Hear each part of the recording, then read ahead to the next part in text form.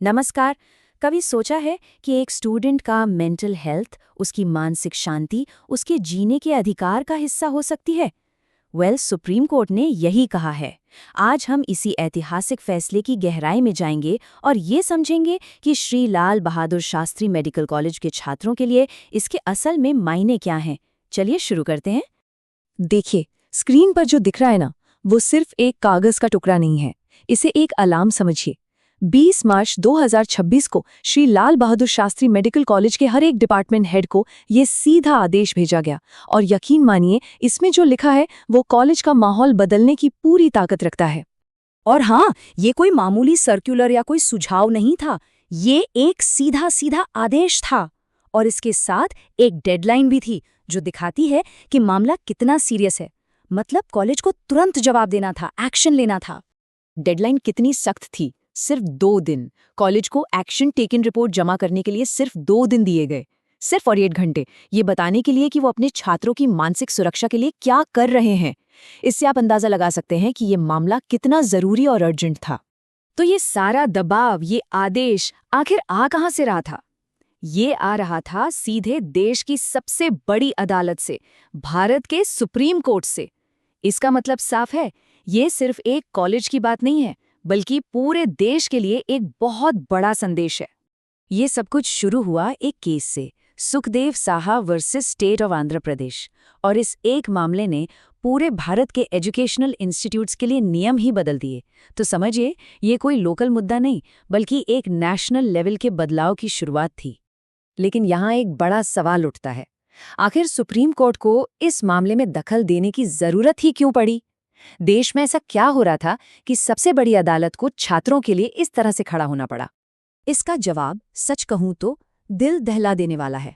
हमारे छात्र टूट रहे थे, मेंटल हेल्थ के मुद्दे बढ़ रहे थे, स्ट्रेस का लेवल आसमान छू रहा था। और दुख की बात है कि छात्र आत्महत्या के मामले भी बढ़ रहे थे। ये एक तरह की खामोश महामारी थी जिसे आखिरकार सुप्रीम कोर्ट ने सुना। और कोर्ट का जो संदेश था वो बिल्कुल साफ और जोरदार था। उन्होंने कहा, एक छात्र की मानसिक सुरक्षा उनके जीवन के अधिकार का हिस्सा है। सोचिए कितनी बड़ी बात है ये। मतलब ये कोई एक्स्ट्रा सुविधा नहीं, ये एक फंडामेंटल राइट है, एक मौलिक अधिकार। तो ठीक है, कोर्ट ने प्रॉब्लम तो बता दी, लेकिन सॉल्यूशन क्या दिया? कोर्ट ने कॉलेजों को करने के लिए क्या कहा? इसका जवाब मिलता है फैसले के पैरा 35 में। इसमें कुछ ठोस कदम बताए गए हैं जो हर संस्थान को उठाने ही होंगे। चलिए, इन निर्देशों को थोड़ा आसान भाषा में समझते हैं। पहले 5 कदम एक तरह से एक सेफ्टी नेट बनाने जैसे हैं। मतलब एक क्लियर मेंटल हेल्थ पॉलिसी हो ताकि सबको नियम पता हो। कम से कम एक प्रोफेशनल काउंसलर हो ताकि छात्रों को बात करने के लिए कोई एक्सपर्ट मिले। और जो सबसे जरूरी है, पब्लिक में बेइज्जती करना या जरूरत से ज्यादा एकेडमिक प्रेशर डालना, इन सब पर पूरी तरह से रोक लगे। और बात यहीं खत्म नहीं होती। अगले कदम पूरे सिस्टम को बदलने के बारे में है। जैसे फैकल्टी और स्टाफ को ट्रेन करना ताकि वो समय पर प्रॉब्लम को पहचान सकें। एक ऐसी शिकायत प्रणाली बनाना जिस पर छात्र भरोसा कर सकें, जहां उनकी बात गोपनीय रहे, और हॉस्टल को और ज्यादा सुरक्षित बनाना। ये सब इसलिए ताकि मदद मांगने पर कोई भी छात्र अकेला महसूस ना करे। लेकिन क्या होगा अगर कोई कॉलेज इन नियमों को नजरअंदाज कर दे, अगर वो इन्हें गंभीरता से न ले? सुप्रीम कोर्ट ने इसके बारे में भी सोचा है और चेतावनी बिल्कुल साफ है। सुप्रीम कोर्ट ने साफ कहा है, अगर आप इन नियमों का पालन नहीं करते तो इसे संस्थागत लापरवाही यानी इंस्टीट्यूशनल निग्लिजेंस माना जाएगा।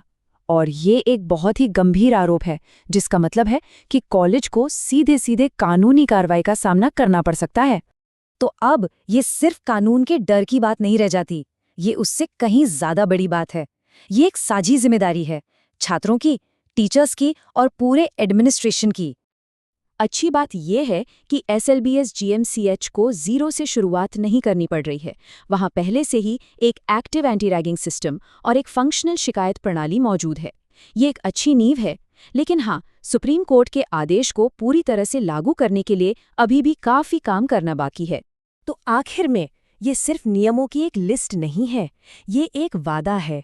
एक वादा कि हर छात्र की देखभाल की जाएगी, उसकी बात सुनी जाएगी और उसे सुरक्षित महसूस कराया जाएगा। और ये एक ऐसी जिम्मेदारी है जिसे कॉलेज के हर एक सदस्य को मिलकर निभाना होगा। तो ये कहानी सिर्फ एक कॉलेज या एक कोर्ट के फैसले की नहीं है। ये एक ऐसे भविष्य को बनाने की है जहां हर छात्र को आगे बढ़ने का मौका मिले, सिर्फ पढ़ाई में नहीं बल्कि मानसिक रूप से भी। और इसे मुमकिन बनाना हम सभी की जिम्मेदारी है।